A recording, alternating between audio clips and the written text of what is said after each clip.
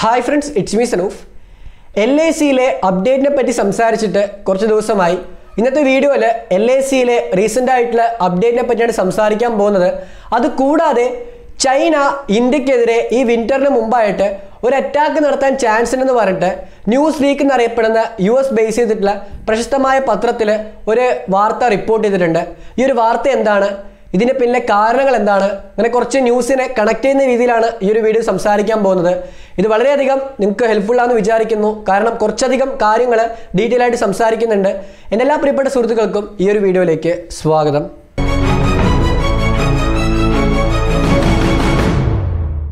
USA base ചെയ്തിട്ടുള്ള Chinese വംശജനായ garden G Chang ആണ് ന്യൂസ് വീക്കിൽ ഈ ഒരു ആർട്ടിക്കിൾ എഴുതിയിട്ടുള്ളത്. ഇദ്ദേഹം ഇതിനു മുമ്പും കുറേയധികം വാർത്തകൾ എഴുതിയിട്ടുണ്ട്. ഇന്ത്യയും ചൈനയും തമ്മിലുള്ള പ്രശ്നത്തെ പറ്റിയിട്ടാണ് പ്രധാനമായിട്ടും സംസാരിച്ചിട്ടുള്ളത്. പക്ഷേ ഇപ്പോൾ വന്നിരിക്കുന്ന ഈ ഒരു വാർത്തയെപ്പറ്റി നോക്കുകയാണെങ്കിൽ ഇതിന് കുറച്ചും കൂടെ ഇമ്പോർട്ടൻസ് ഉണ്ട്. അതെന്താ പറയുകയാണെങ്കിൽ നമുക്കറിയാം ചൈനയ്ക്കകത്ത് തന്നെ കുറേയധികം പ്രശ്നങ്ങളുണ്ടത്. നമ്മുടെ ചാനലിൽ ഇതിനു മുമ്പത്തെ വീഡിയോയിലെല്ലാം തന്നെ അതിനെപ്പറ്റി സംസാരിച്ചിട്ടുണ്ട്. ആദ്യം ഫ്ലഡ് വന്നു, പിന്നീട് ഭക്ഷണമില്ലാതെ അതിൻ്റെ ഒരു പ്രശ്നം വന്നു. അങ്ങനെ അവരകത്ത് കുറേയധികം പ്രശ്നങ്ങൾ ഉണ്ടാകുമ്പോൾ അതൊക്കെ മറച്ചു വെച്ചിട്ട് കംപ്ലീറ്റ് ആയിട്ട് അത് മൂടി മറച്ചിട്ട് പുറത്ത് ഇൻ്റർനാഷണലി പ്രശ്നങ്ങൾ ഉണ്ടാക്കാനായിട്ട് ചൈന ശ്രമിക്കുന്നുണ്ട്. ഇതിൻ്റെ പ്രധാനപ്പെട്ട കാരണം എന്താ പറയുകയാണെങ്കിൽ ഈ 2020 അങ്ങനെ നമ്മളൊന്ന് 1962 കമ്പയർ ചെയ്യുകയാണെങ്കിൽ കൃത്യമായിട്ട് മനസ്സിലാക്കാൻ പറ്റും. ഇതേപോലെ തന്നെയായിരുന്നു 1962 ചൈനയുടെ അകത്ത് കുറേയധികം പ്രശ്നങ്ങളുണ്ടായത്. ആ പ്രശ്നം വന്നപ്പോൾ അതിൽ നിന്ന് അവിടുത്തെ ജനങ്ങളെ ഡീവിയേറ്റ് ചെയ്യാനായിട്ട്, പ്രത്യേകിച്ച് അവരുടെ അകത്ത് ദേശീയത എന്നറിയപ്പെടുന്ന വികാരം കൂടുതലാക്കാനായിട്ട് ഇന്ത്യക്കെതിരെ ഒരു നീക്കം നടത്തി. ഇന്ത്യക്കെതിരെ യുദ്ധം പ്രഖ്യാപിച്ചു. അതിന് മുമ്പായിട്ട് തന്നെയായിരുന്നു ടിബറ്റിനെ സ്വന്തമാക്കാനായിട്ട് മാവോ സേതുങ് ഒരു ശ്രമം നടത്തിയത്.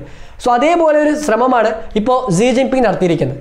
അതായത് സി ജിൻപിങ്ങിന് നേരെ കഴിഞ്ഞ കുറച്ച് മാസങ്ങളായിട്ട് തന്നെ കുറേയധികം ആരോപണം അവർ രാജ്യത്തിനകത്ത് തന്നെ വരുന്നുണ്ട്. പ്രത്യേകിച്ച് കറപ്ഷൻ, അഴിമതി ആരോപണം വന്നിട്ടുണ്ടായിരുന്നു. ഇത് കൂടാതെ അധികാരം ദുർവിനിയോഗം ചെയ്യുന്നു പറഞ്ഞിട്ടൊരു ആരോപണം വന്നു. ഇങ്ങനെ ആരോപണം വന്നപ്പോൾ അത് ഉയർത്തിയ ആൾക്കാർ, ഈ കമ്മ്യൂണിസ്റ്റ് പാർട്ടിയുടെ അകത്ത് തന്നെയുള്ള ആൾക്കാരെ തന്നെ ഒതുക്കി തീർക്കാനായിട്ട് സി ജിൻപിങ് ശ്രമിച്ചിരുന്നു. അതിനെ പൊതുവെ ഇംഗ്ലീഷിൽ പർജ് എന്നാണ് പറയുന്നത്. ഈ ഒരു കാര്യം സി ജിൻപിങ് കുറേ കാര്യങ്ങളായിട്ടും ചെയ്തുകൊണ്ടിരിക്കുന്നുണ്ട്. 2012 അധികാരത്തിൽ കയറി അന്ന് മുതൽ തന്നെ സി ജിൻപിങ്ങിനെ എതിർക്കുന്ന ആൾക്കാരെ ഒന്നില്ലെങ്കിൽ അറസ്റ്റ് ചെയ്യിപ്പിക്കുക, ഒരു 10 അല്ലെങ്കിൽ 20 വർഷം ജയിലിലിടുക, അല്ലെങ്കിൽ വധശിക്ഷയ്ക്ക് വിധേയരാക്കുക, അങ്ങനെ കുറേയധികം നീക്കങ്ങൾ സി ജിൻപിങ്ങിൻ്റെ ഭാഗത്ത് വന്നിട്ടുണ്ട്. അതിന് ഏറ്റവും വലിയ എക്സാമ്പിളാണ് കഴിഞ്ഞ ഓഗസ്റ്റ് മാസം മുതൽ തന്നെ ഈ എതിർപ്പുമായിട്ട് വരുന്ന പല ഒഫീഷ്യൽസിനെയും ഇൻക്ലൂഡിങ് അവിടുത്തെ പോലീസിൻ്റെ ഒഫീഷ്യൽസിനെ വരെ സി ജിൻപിങ് അറസ്റ്റ് ചെയ്തിട്ട് ജയിലിലിട്ടിട്ടുണ്ട്. ഈവൻ വാൾ സ്ട്രീറ്റ് ജേണലിൽ പോലും ഈ ഒരു വാർത്തയെപ്പറ്റി പറഞ്ഞിട്ടുണ്ട്. ഇതിൻ്റെയൊക്കെ അൾട്ടിമേറ്റ് എയിം എന്ന് പറയുന്നത് അധികാരം അദ്ദേഹത്തിൻ്റെ ജീവിതകാലം മുഴുവനും കൊണ്ടുപോകണം എന്നൊരു ആഗ്രഹമാണ്. ഈ ഒരു ആഗ്രഹത്തിന് ഏറ്റവും കൂടുതൽ തിരിച്ചടി നേരിട്ടത് ഇന്ത്യയുടെ കയ്യിൽ നിന്ന് തന്നെയാണ്.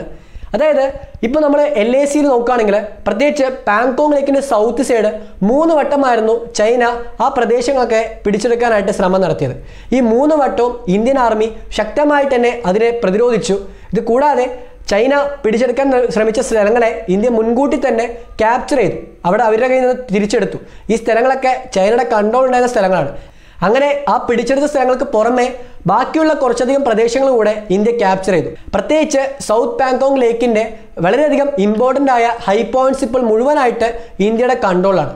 ഈ ഒരു പ്രശ്നം, ഒരു തിരിച്ചടി ചൈനയ്ക്ക് നേരിട്ടപ്പോൾ അത് ചൈനയുടെ ആർമിയെ മാത്രമല്ല ആർമിയുടെ തലവനായ സി ജിൻപിങ്ങിനെയും വലിയ തോതിൽ ബാധിച്ചിട്ടുണ്ട്. അതുകൊണ്ട് തന്നെ സി ജിൻപിങ് കഴിഞ്ഞ കുറച്ച് ദിവസങ്ങളായിട്ട് തന്നെ ഇന്ത്യക്കെതിരെ ഇനിയും അഗ്രസീവായിട്ടുള്ള നീക്കങ്ങൾ നടത്താനായിട്ട് ചൈനീസ് ആർമിയെ പ്രേരിപ്പിക്കുന്നു പറഞ്ഞിട്ട് ഈ ഒരു വാർത്തയിൽ പറഞ്ഞിട്ടുണ്ട്. ഈ വാർത്തയിൽ കുറേയധികം വിദഗ്ധരായ ആൾക്കാരുടെ ഒപ്പീനിയൻസിനെ കോർത്തിണക്കിക്കൊണ്ടാണ് ഇവർ റിപ്പോർട്ട് ചെയ്തിട്ടുള്ളത്.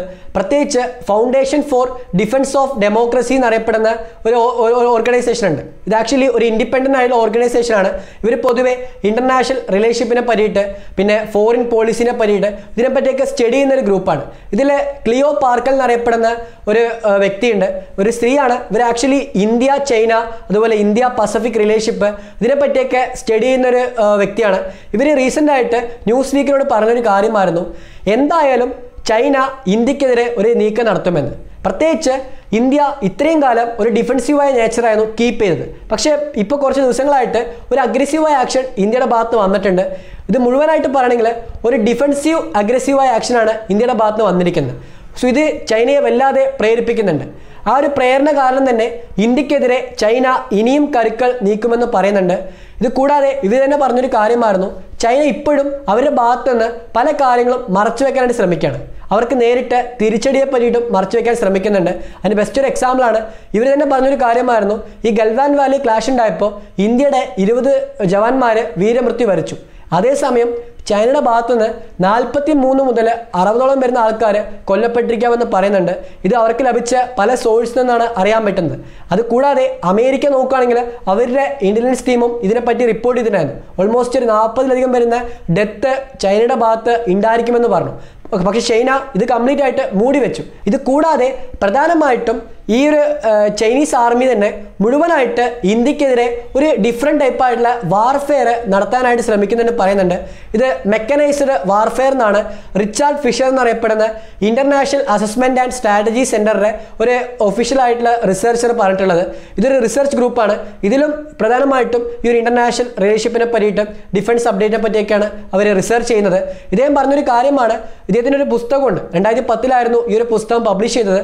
അതിൽ ഡീറ്റെയിൽ ആയിട്ട് ചൈന എങ്ങനെയാണ് അവരുടെ മെക്കനൈസ്ഡ് വാർഫെയർ നടപ്പാക്കാനായിട്ട് ശ്രമിക്കുന്നു പറഞ്ഞിട്ട് അദ്ദേഹം കുറേയധികം കാര്യങ്ങൾ റിട്ടേൺ ചെയ്തിട്ടുണ്ട്. ഈ മെക്കനൈസ്ഡ് വാർഫെയർ എന്താണെന്ന് നിങ്ങൾക്ക് തോന്നിയിരിക്കും. അതായത് ചൈന കഴിഞ്ഞ 30 വർഷമായിട്ട് തന്നെ ഈ ഒരു മെക്കനൈസ്ഡ് വാർഫെയർ നടപ്പാക്കിക്കൊണ്ടിരിക്കുന്നുണ്ട്. പ്രത്യേകിച്ച് അവരുടെ കയ്യിലുള്ള ആയുധങ്ങളൊക്കെ കൂടുതലായിട്ട് ഡെവലപ്പ് ചെയ്യാനായിട്ട് ചൈന ശ്രമിച്ചിട്ടുണ്ട്.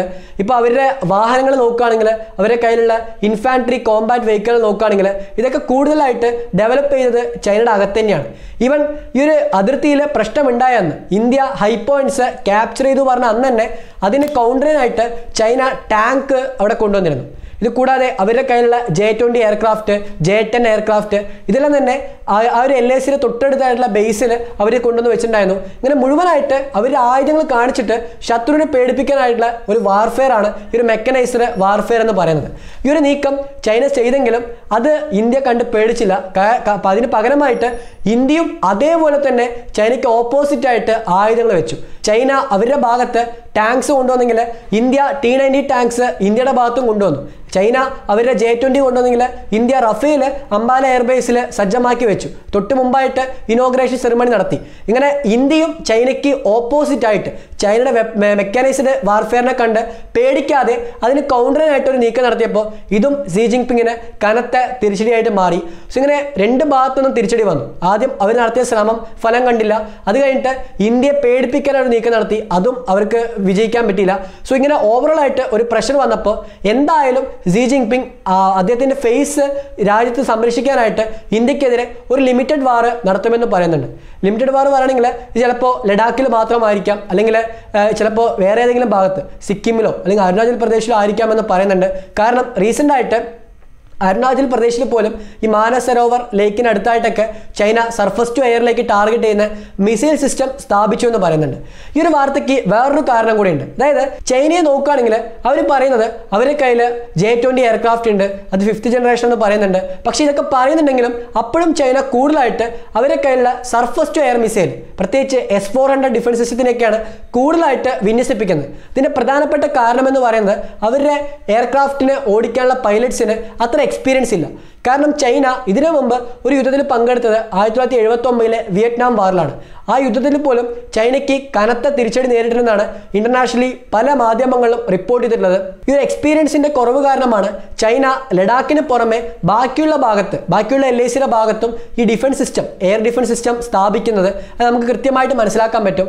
സോ ഇങ്ങനെ ഓവറോൾ ആയിട്ട് ഇന്ത്യയുടെ ഭാഗത്ത് പ്രശ്നം വന്നപ്പോൾ അത് പേടിച്ചിട്ട് എന്തായാലും സി ജിൻപിങ് ഇന്ത്യക്കെതിരെ ഒരു അറ്റാക്ക് നടത്തുമെന്ന് ഇതിനു മുമ്പ് ഇന്ത്യയുടെ മുതിർന്ന രഹസ്യാന്വേഷണ വിഭാഗ ഉദ്യോഗസ്ഥനായിട്ട് വർക്ക് ചെയ്തിരുന്ന ജയദേവ് റെഡ്ഡി എന്നറിയപ്പെടുന്ന വ്യക്തി റീസെൻ്റ് ആയിട്ട് പറഞ്ഞിട്ടുണ്ടായിരുന്നു. അദ്ദേഹം ഇപ്പോൾ കറൻ്റ്ലി ചൈനയുടെ കാര്യങ്ങളെപ്പറ്റിയൊക്കെ സ്റ്റഡി ചെയ്യുന്ന ഒരു ഡിപ്പാർട്ട്മെൻറ്റ് തലവനായിട്ടാണ് വർക്ക് ചെയ്യുന്നത്. സോ ഓവറോൾ ആയിട്ട് അദ്ദേഹവും ഈ ഒരു കാര്യത്തെപ്പറ്റി സംസാരിച്ചപ്പോൾ എന്തായാലും നമുക്ക് കാര്യമായിട്ട് തന്നെ ചൈനയുടെ ഭാഗത്തുനിന്ന് ഒരു ഭീഷണി ഉണ്ടാകുമെന്ന് തന്നെ ഉറപ്പിക്കാം. ഈ ഭീഷണി കൗണ്ടറിനായിട്ട് ഇന്ത്യ ശ്രമിക്കുന്നുണ്ട്. ഈ പറഞ്ഞ കാര്യങ്ങളൊക്കെ ശരിവെക്കുന്ന രീതിയിൽ റീസെൻ്റ് ആയിട്ട് ഒരു വാർത്ത വന്നിട്ടുണ്ട്. ഈ വാർത്ത ചിലപ്പോൾ നിങ്ങളെല്ലാവരും അറിഞ്ഞിരിക്കും. അതായത് LACയിൽ പല സ്ഥലങ്ങളിലായിട്ട് ചൈന ഒപ്റ്റിക്കൽ ഫൈബർ കേബിൾസ് സ്ഥാപിക്കുന്നുവെന്ന്. ഇതിനു മുമ്പ് ഒരു മാസം മുമ്പായിട്ട് തന്നെ ഇതിനെപ്പറ്റിയും ഞാൻ പറഞ്ഞിട്ടുണ്ടായിരുന്നു. കാരണം ഇതേപോലെ ചൈന പല ഭാഗത്തും LACയിൽ ഒപ്റ്റിക്കൽ ഫൈബേഴ്സ് കൊണ്ടുവരുന്നു പറഞ്ഞിട്ട് ഒരു വാർത്ത വന്നിട്ടുണ്ടായിരുന്നു. ആ വാർത്ത ഫസ്റ്റ് വന്നപ്പോൾ തന്നെ ഇന്ത്യ അതിനെ കൗണ്ടർ മെഷറായിട്ട് കുറേ കാര്യങ്ങൾ പ്രിപ്പയർ ചെയ്തു. അത് ശരിവെക്കുന്ന രീതിയിലായിരുന്നു LACയിൽ പ്രത്യേകിച്ച് പാങ്കോങ് ലേക്കിലേക്ക് ചൈന ഇന്ത്യക്കെതിരെ പല നീക്കങ്ങൾ നടത്താനായിട്ട് ശ്രമിച്ചത്. ഇപ്പോൾ ഈ ഒരു പാങ്കോങ് ലേക്കിൻ്റെ നോർത്ത് സൈഡിലുള്ള ഫിംഗർ ഏരിയസിലും ചൈന അവിടെ കൂടുതൽ കൺസ്ട്രക്ഷൻ വർക്ക് നടത്തുന്നു. അവിടെ പല പ്രദേശങ്ങളും അവർക്ക് പെർമനൻ്റ് ആയിട്ട് അവിടെ താമസിക്കാൻ പറ്റുന്ന രീതിയിൽ മാറ്റിയെടുക്കാനായിട്ട് ചൈന ശ്രമിച്ചിട്ടുണ്ട്. കൂടാതെ ഇന്ത്യക്ക് ഇനി ഫിംഗർ 4 നിന്ന് 5ലേക്കോ 7ലേക്കോ 6ലേക്കോ ഒന്നും പോകാൻ പറ്റുന്ന രീതിയിൽ അവിടെ കൂടുതൽ ബ്ലോക്കേജ് ചൈന നടത്തിയിട്ടുണ്ട്. ഇതെല്ലാം തന്നെ അവർക്ക് ഫേവർ ആയിട്ടുള്ള രീതിയിൽ LACയിലെ നീക്കങ്ങൾ മാറ്റിയെടുക്കാനായിട്ട് ചൈന ശ്രമിക്കാൻ തന്നെ പറയാം. ഈ ഒപ്റ്റിക്കൽ ഫൈബർ സ്ഥാപിക്കുന്നതിലൂടെ ചൈനയ്ക്ക് പ്രധാനപ്പെട്ട അഡ്വാൻറ്റേജ് ഉണ്ട്. പ്രത്യേകിച്ച് അവർക്ക് ഈസി ആയിട്ട് കമ്മ്യൂണിക്കേഷൻ നടത്താൻ പറ്റും. കമ്മ്യൂണിക്കേഷൻ മാത്രമല്ല, ഫോട്ടോസ്, ഡിജിറ്റൽ ഡാറ്റ ഇതെല്ലാം തന്നെ ഷെയർ ചെയ്യാൻ പറ്റും. അതുകൂടാതെ ഈ ഒപ്റ്റിക്കൽ ഫൈബറിൻ്റെ ഏറ്റവും വലിയ അഡ്വാൻറ്റേജ് എന്ന് പറയുന്നത് കമ്മ്യൂണിക്കേഷൻ മറ്റൊരാൾക്ക് ഹാക്ക് ചെയ്യാൻ പറ്റില്ല. ഈ റേഡിയോ കമ്മ്യൂണിക്കേഷൻ പോലെ അത് വേറെ ആൾക്ക് ഹാക്ക് ചെയ്ത് അറിയാൻ പറ്റില്ല. ഈ ഒപ്റ്റിക്കൽ ഫൈബർ കുറച്ചും കൂടെ സെക്യൂർഡ് ആയിരിക്കും എന്നാണ് പറയുന്നത്. സോ ഇതൊക്കെ ചൈന ധൃതി പിടിച്ചുകൊണ്ട് ചെയ്യുന്നത് തന്നെ ഇന്ത്യക്കെതിരെ വിന്ററിന് മുമ്പായിട്ട് ഒരു അറ്റാക്ക് നടത്താൻ തന്നെ നമുക്ക് കണക്കാക്കാം.